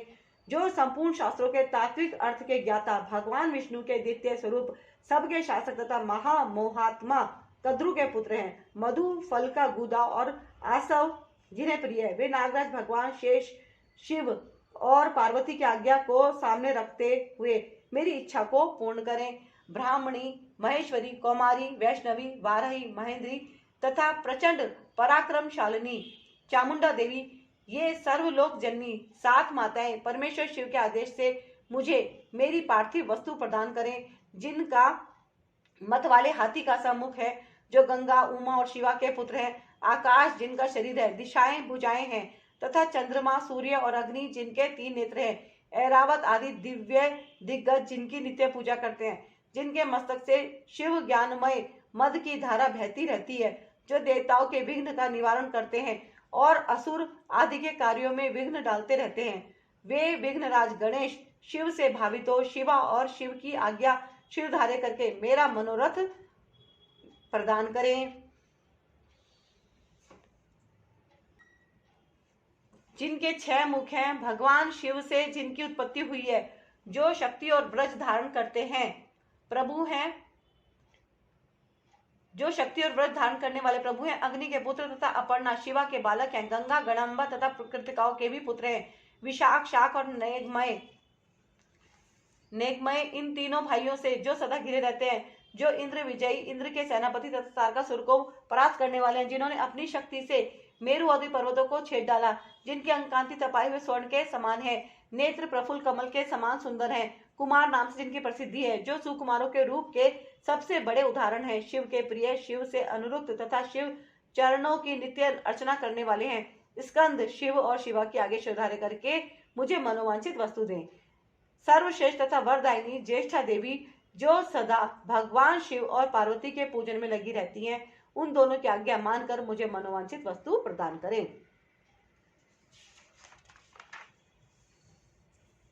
त्रैलोक्य वंदिता, साक्षात उल्का लुकाटी जैसी आकृति वाली गणा अंबिका, जो जगत की सृष्टि बढ़ाने के लिए ब्रह्मा जी के प्रार्थना करने पर शिव के शरीर से पृथक हुई, शिवा के दोनों भवों के बीच से निकली थी, जो दाक्षायणी, सती, मैना तथा हिमवान कुमारी उमा आदि के रूप में प्रसिद्ध है, कौशिकी, भद्रकाली, अपर्णा और पाटला की जननी है, नित्य शिवार्चन में तत्पर रहती है एवं रुद्र वल्लभा रुद्राणी कहलाती है। वे शिव और शिवा की आज्ञा श्रद्धार्य करके मुझे मनोवांछित वस्तु दें। समस्त शिवगणों के स्वामी चंड, जो भगवान शंकर के मुख से प्रकट हुए हैं, शिवा और शिव की आज्ञा का आदर करते हुए मुझे अभीष्ट वस्तु प्रदान करें। भगवान शिव में आसक्त और शिव के प्रिय गणपाल श्रीमान पिंगल शिव और शिवा की आज्ञा से ही मेरी मनोकामना पूर्ण करें। शिव की आराधना में तत्पर रहने वाले भृंगेश्वर नामक गणपाल अपने स्वामी की आज्ञा ले मुझे मनोवांछित वस्तु प्रदान करें। हिमकुंद और चंद्रमा के समान उज्जवल भद्रकाली के प्रिय, सदा ही मात्र गणों की रक्षा करने वाले दुरात्मा दक्ष और उसके यज्ञ का सिर काटने वाले उपेंद्र, इंद्र और यम आदि देवताओं के अंगों में घाव कर देने वाले शिव के अनुचर तथा शिव की आज्ञा के पालक महातेजस्वी श्रीमान वीरभद्र, शिव और शिवा के आदेश से ही मुझे मेरी मनचाही वस्तु दे। महेश्वर के मुख कमल से प्रकट हुई तथा शिव पार्वती के पूजन में आसक्त रहने वाली वे सरस्वती देवी मुझे मनोवांछित वस्तु प्रदान करें। भगवान विष्णु के वक्षस्थल में विराजमान लक्ष्मी देवी जो सदा शिव और शिवा के पूजन में लगी रहती हैं, उन शिव दंपति के आदेश से ही मेरी अभिलाषा पूर्ण करे।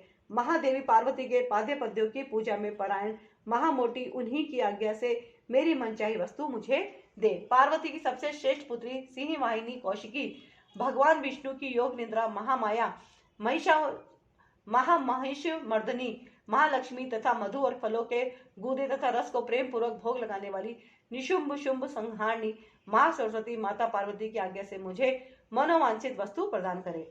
रुद्रदेव के समान तेजस्वी रुद्रगण, प्रख्यात पराक्रमी प्रमथगण तथा महादेव जी के समान तेजस्वी महाबली भूतगण, जो नित्य मुक्त उमा रहित निर्द्वंद उपद्रव शून्य शक्तियों और अनुचरों के साथ रहने वाले सर्वलोक वंदित समस्त लोकों की सृष्टि और संहार में समर्थ, परस्पर एक दूसरे के अनुरुक्त और भक्त, आपस में अत्यंत स्नेह रखने वाले, एक दूसरे को नमस्कार करने वाले, शिव के नित्य प्रियतम, शिव के ही चिन्हों से लक्षित, सौम्य घोर उभय भावयुक्त, दोनों के बीच में रहने वाले, द्विरूप कुरूप सुरूप और नाना रूपधारी हैं। वे शिव और शिवा की आज्ञा का सत्कार करते हुए मेरा मनोरथ सिद्ध करें।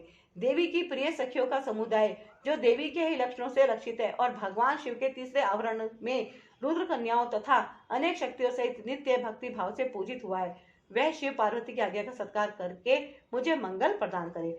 भगवान सूर्य महेश्वर की मूर्ति है, उनका सुंदर मंडल दीप्तिमान है। वे निर्गुण होते हुए भी कल्याणमय गुणों से युक्त हैं, केवल सद्गुण रूप हैं, निर्विकार, सबके आदि कारण और एकमात्र अद्वितीय हैं। यह सामान्य जगत उन्हीं की सृष्टि है। सृष्टि पालन और संहार के कर्म से उनके कर्म असाधारण है। इस तरह वे 3, 4 और 5 रूपों में विभक्त हैं। भगवान शिव के चौथे आवरण में अनुचरों सहित उनकी पूजा हुई है। वे शिव के प्रिय शिव में ही आसक्त तथा शिव के चरणारविंदों की अर्चना में तत्पर हैं। ऐसे सूर्यदेव शिवा और शिव की आज्ञा का सत्कार करके मुझे मंगल प्रदान करें। सूर्यदेव से संबंध रखने वाले 6 अंग, उनकी दीप्ति आदि 8 शक्तियां, आदित्य, भास्कर, भानु, रवि, अर्क, ब्रह्मा, रुद्र आदि विष्णु, ये 8 आदित्य मूर्तियां और उनकी विस्तरा, सूत्रा, बोधनी, आप्यायनी तथा इनके अतिरिक्त उषा, प्रभा, प्रज्ञा और संध्या, ये शक्तियां चंद्रमा से लेकर केतु पर्यंत शिव भावित ग्रह, 12 आदित्य, उनकी 12 शक्तियां तथा ऋषि, देवता, गंधर्व, नाग, अप्सराओं के समूह, ब्राह्मणी, अगुआ, यक्ष, राक्षस, ये 7 संख्या वाले गण, 7 छांदोमय अश्व, वालखिल्य आदि मुनि, ये सब के सब भगवान शिव के चरणार विंदों की अर्चना करने वाले हैं। ये लोग शिव और पार्वती की आज्ञा का आदर करते हुए मुझे मंगल प्रदान करें। ब्रह्मा जी देवाधिदेव महादेव जी की मूर्ति हैं, भूमंडल के अधिपति हैं, 64 गुणों के ऐश्वर्य से युक्त है और बुद्धि तत्व में प्रतिष्ठित हैं। वे निर्गुण होते हुए भी अनेक कल्याणमय गुणों से संपन्न है, सद्गुण समूह रूप है, निर्विकार देवता है, उनके सामने दूसरे सब लोग साधारण है। सृष्टि पालन और संहार के कर्म से उनके सब कर्म असाधारण है। इस तरह वे 3, 4 एवं 5 आवरणों या स्वरूपों में विभक्त हैं। भगवान शिव के चौथे आवरण में अनुचरों सहित उनकी पूजा हुई है। वे शिव के प्रिय, शिव में ही आसक्त तथा शिव के चरणारविंदों की अर्चना में तत्पर हैं। ऐसे ब्रह्मदेव शिवा और शिव की आज्ञा का सत्कार करके मुझे मंगल प्रदान करें। हिरण्य गर्भ, लोकेश, विराट, काल पुरुष, सनत कुमार, सनक, सनंदन, सनातन, दक्ष आदि ब्रह्मपुत्र, 11 प्रजापति और उनकी पत्नियां, धर्म तथा संकल्प, ये सब के सब शिव की अर्चना में तत्पर रहने वाले और शिव भक्ति परायण हैं। अतः शिव की आज्ञा के अधीन हो मुझे मंगल प्रदान करें। 4 वेद, इतिहास, पुराण, धर्म शास्त्र और वैदिक विद्याएं, ये सब के सब एकमात्र शिव के स्वरूप का प्रतिपादन करने वाले हैं। अतः इनका तात्पर्य एक दूसरे के विरुद्ध नहीं है। वे सब शिव और शिवा की आज्ञा शिरोधार्य करके मेरा मंगल करें। महादेव रुद्र शंभु की सबसे गरिष्ठ मूर्ति है। ये अग्निमंडल के अधीश्वर हैं, समस्त पुरुषार्थों और ऐश्वर्य से संपन्न है, सर्व समर्थ है। इनमें शिवत्व का अभिमान जागृत है। ये निर्गुण होते हुए भी त्रिगुण रूप है, केवल सात्विक, राजस और तामस भी हैं। ये पहले से ही निर्विकार है, सब कुछ इन्हीं की सृष्टि है। सृष्टि पालन और संहार करने के कारण इनका कर्म असाधारण माना जाता है। ब्रह्मा जी के भी मस्तक का छेदन करने वाले हैं। ब्रह्मा जी के पिता और पुत्र भी हैं। इसी तरह विष्णु के भी जनक और पुत्र हैं तथा उन्हें नियंत्रण में रखने वाले हैं। ये उन दोनों ब्रह्मा और विष्णु को ज्ञान देने वाले तथा नित्य उन पर अनुग्रह रखने वाले हैं। ये प्रभु ब्रह्मांड के भीतर और बाहर भी व्याप्त हैं तथा इहलोक और परलोक दोनों लोकों के अधिपति रुद्र है।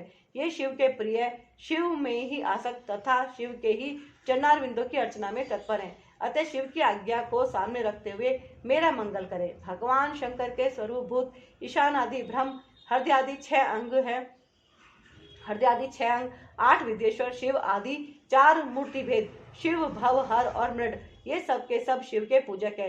ये लोग शिव की आज्ञा को शिरोधार्य करके मुझे मंगल प्रदान करें। भगवान विष्णु महेश्वर शिव के ही उत्कृष्ट स्वरूप हैं। वे जल तत्व के अधिपति और साक्षात अव्यक्त पद पर प्रतिष्ठित हैं। प्राकृत गणों से रहित हैं। उनमें दिव्य सत्व गुणों की प्रधानता है तथा वे विशुद्ध गण स्वरूप हैं। उनमें निर्विकार रूपता का अभिमान है। साधारणतया तीनों लोग उनकी कृति हैं। सृष्टि पालन आदि करने के कारण उनके कर्म असाधारण है। वे रुद्र के दक्षिणांग में से प्रकट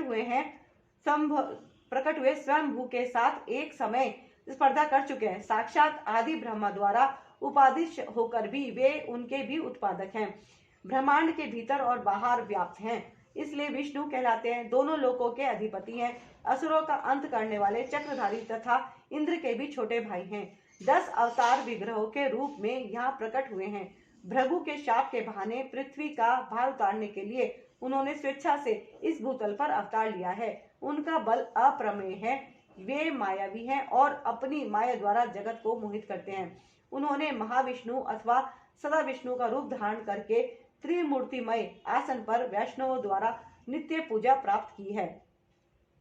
वे शिव के प्रिय, शिव में ही आसक्त तथा शिव के चरणों की अर्चना में तत्पर हैं। वे शिव की आज्ञा शिरोधार्य करके मुझे मंगल प्रदान करें। वासुदेव, अनिरुद्ध, प्रद्युम्न तथा संकर्षण, ये श्री हरि की 4 विख्यात मूर्तियां व्यूह हैं।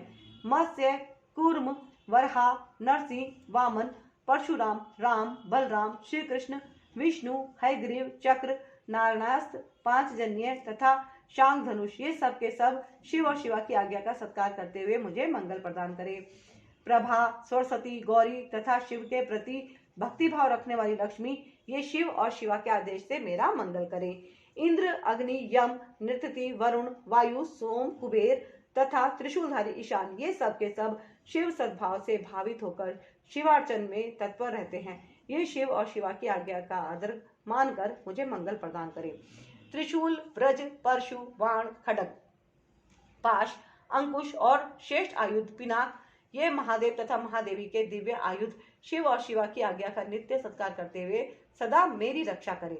वृषभ रूपधारी देव, जो सुरभि के महाबली पुत्र हैं, बड़ वानल से भी होड़ लगाते हैं, 5 गौ माताओं से घिरे रहते हैं और अपनी तपस्या के प्रभाव से परमेश्वर शिव तथा परमेश्वरी शिवा के वाहन हुए हैं। उन दोनों की आज्ञा शिरोधार्य करके मेरी इच्छा पूर्ण करें। नंदा, सुनंदा, सुरभि, सुशीला और सुमना, ये 5 गौ माताएं सदा शिवलोक में निवास करती हैं।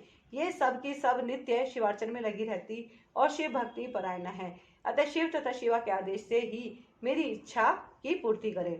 क्षेत्रपाल महान तेजस्वी हैं। उनकी अंकांति नील मेघ के समान है और मुख दाढ़ों के कारण विकराल जान पड़ता है। उनके लाल लाल होठ फड़कते रहते हैं, जिससे उनकी शोभा बढ़ जाती है। उनके सिर के बाल भी लाल और ऊपर को उठे हुए हैं।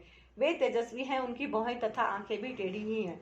वे लाल और गोलाकार 3 नेत्र धारण करते हैं। चंद्रमा और सर्प उनके आभूषण हैं। वे सदा नंगे ही रहते हैं तथा उनके हाथों में त्रिशूल, पाश, खड्ग और कपाल उठे रहते हैं। वे भैरव हैं और भैरवों, सिद्धों तथा योगिनियों से भी घिरे रहते हैं। प्रत्येक क्षेत्र में उनकी स्थिति है। वे वहां सत्पुरुषों के रक्षक होकर रहते हैं। उनका मस्तक सदा शिव के चरणों में झुका रहता है। वे सदा शिव के सद्भाव से भावित है तथा शिव के शरणागत भक्तों की औरस पुत्रों की भांति विशेष रक्षा करते हैं। ऐसे प्रभावशाली क्षेत्रपाल शिव और शिवा की आज्ञा का सत्कार करते हुए मुझे मंगल प्रदान करें। ताल झंग आदि शिव के प्रथम आवरण में पूजित हुए हैं। वे चारों देवता शिव की आज्ञा का आदर करके मेरी रक्षा करें। जो भैरव आदि तथा दूसरे लोग शिव को सब ओर से घेर कर स्थित है, वे भी शिव के आदेश का गौरव मानकर मुझ पर अनुग्रह करें। नारद आदि देव पूजित दिव्य मुनि, साध्य नाग, जन लोक निवासी देवता, विशेषाधिकार से संपन्न महालोक निवासी सप्तऋषि तथा अन्य वैमानिक गण सदा शिव की अर्चना में तत्पर रहते हैं। ये सब शिव की आज्ञा के अधीन है। अतः शिव और शिव की आज्ञा से मुझे मनोवांछित वस्तु प्रदान करें। गंधर्वों से लेकर पिशाच पर्यंत जो 4 देव योनियां हैं, जो सिद्ध विद्याधर, अन्य आकाशचारी असुर, राक्षस, पाताल तलवासी, अनंत आदि नागराज, गरुण आदि दिव्य पक्षी, कुष्मांड, प्रेत, बेताल, ग्रह, भूतगण, डाकनिया, योगनिया, शांकनिया तथा वैसी ही और स्त्रियां, क्षेत्र, आराम, बगीचे, ग्रह आदि तीर्थ, देव मंदिर, द्वीप, समुद्र, नदियां, नद, सरोवर, सुमेरु आदि पर्वत, सब और फैले हुए वन, पशु, पक्षी, वृक्ष, कृमि, कीट आदि मृग, समस्त भुवन, भुवनेश्वर, आवरणों सहित ब्रह्मांड, 12 मास, 10 दिग्गज, वर्ण, पद, मंत्र, तत्व, उनके अधिपति, ब्रह्मांड धारक, रुद्र, अन्य रुद्र और उनकी शक्तियां तथा इस जगत में जो कुछ भी देखा, सुना और अनुमान किया हुआ है, वे सब के सब शिव और शिव की आज्ञा से मेरा मनोरथ पूर्ण करें। जो पंच पुरुषार्थ स्वरूपा होने से पंचार्थी कही गई है, जिसका स्वरूप दिव्य है तथा जो पशु विद्या की कोटि से बाहर है, वह पशुओं को पाश से मुक्त करने वाली शैवी परा विद्या, शिव धर्म शास्त्र, शैव धर्म, श्रुति सम्मत, शिव संज्ञक पुराण, शैवागम तथा धर्म कामादि चतुर्विध पुरुषार्थ, जिन्हें शिव और शिवा के समान ही मानकर उन्हीं के समान पूजा दी गई है, उन्हीं दोनों की आज्ञा लेकर मेरे अभीष्ट की सिद्धि के लिए इस कर्म का अनुमोदन करें, इसे सफल और सुसंपन्न घोषित करें। श्वेत से लेकर नकुलीश पर्यंत शिष्य सहित आचार्यगण, उनकी संतान परंपरा में उत्पन्न गुरुजन, विशेषतः मेरे गुरु शैव महेश्वर, जो ज्ञान और कर्म में तत्पर रहने वाले हैं, मेरे इस कर्म को सफल और सुसंपन्न माने। लौकिक ब्राह्मण, क्षत्रिय, वैश्य, वेद वेदांगों के तत्वज्ञ विद्वान, सर्वशास्त्र कुशल, सांख्य वेत्ता, वैश्विक योग शास्त्र के आचार्य, न्यायिक, सूर्योपासक, ब्रह्मोपासक, शैव, वैष्णव तथा अन्य सब शिष्ट और विशिष्ट पुरुष शिव की आज्ञा के अधीन हो मेरे इस कर्म को अभीष्ट साधक माने। सिद्धांत मार्गी शैव, पाशुपत शैव, महाव्रतधारी शैव तथा अन्य कापालिक शैव, ये सब के सब शिव की आज्ञा के पालक तथा मेरे भी पूज्य हैं। अतः शिव की आज्ञा से इन सब का मुझ पर अनुग्रह हो और वे इस कार्य को सफल घोषित करें। जो दक्षिणाचार के ज्ञान में परिनिष्ठ तथा दक्षिणाचार के उत्कृष्ट मार्ग पर चलने वाले हैं, वे परस्पर विरोध न रखते हुए मंत्र का जप करें और मेरे कल्याण कामी हों। नास्तिक, शठ, कृतघ्न, तामस, पाखंडी और अति पापी प्राणी मुझसे दूर ही रहें। यहाँ बहुतों की स्तुति से क्या लाभ। जो कोई भी आस्तिक संत है, वे सब मुझ पर अनुग्रह करें और मेरा मंगल होने का आशीर्वाद दें जो पंचावरण रूपी प्रपंच से घिरे हुए हैं और सबके आदि कारण हैं, उन आप पुत्र सहित शाम सदाशिव को मेरा नमस्कार है। ऐसा कहकर शिव और शिवा के उद्देश्य से भूमि पर दंड की भांति गिरकर प्रणाम करें और कम से कम